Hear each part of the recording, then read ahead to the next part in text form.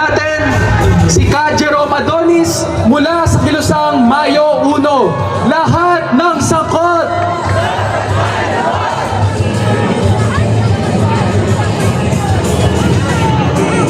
Lahat ng sangkot dapat managot.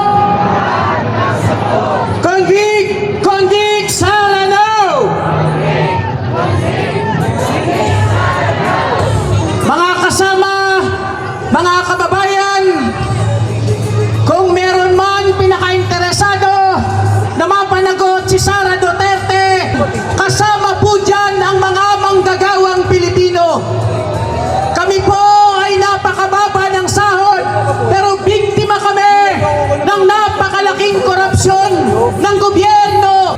Malinaw po sa amin ang kanilang mga ninakaw na bilyong-bilyong piso ay galing yan sa dugo at pawis ng mga manggagawang Pilipino at ang ordinaryong mamamayan.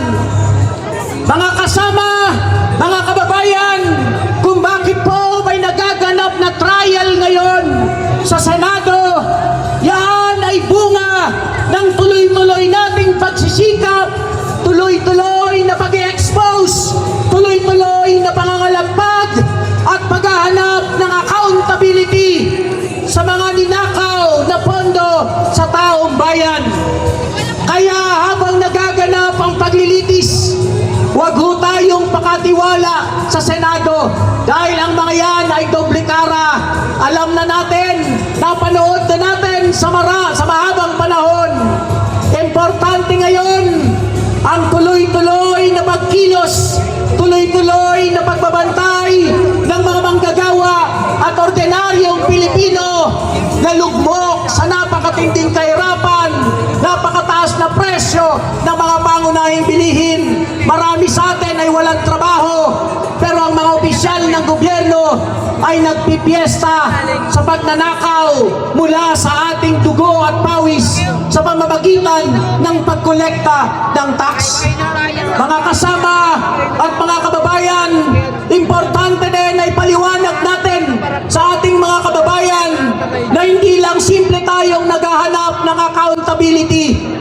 Araw-araw na i-expose sa ating lahat na bulok ang sistema, bulok na bulok ang kumakatawang sistema, bulok na bulok ang mga burokrata kapitalista, at habang hirap na hirap ang mga ordinaryong manggagawa at mga Pilipino.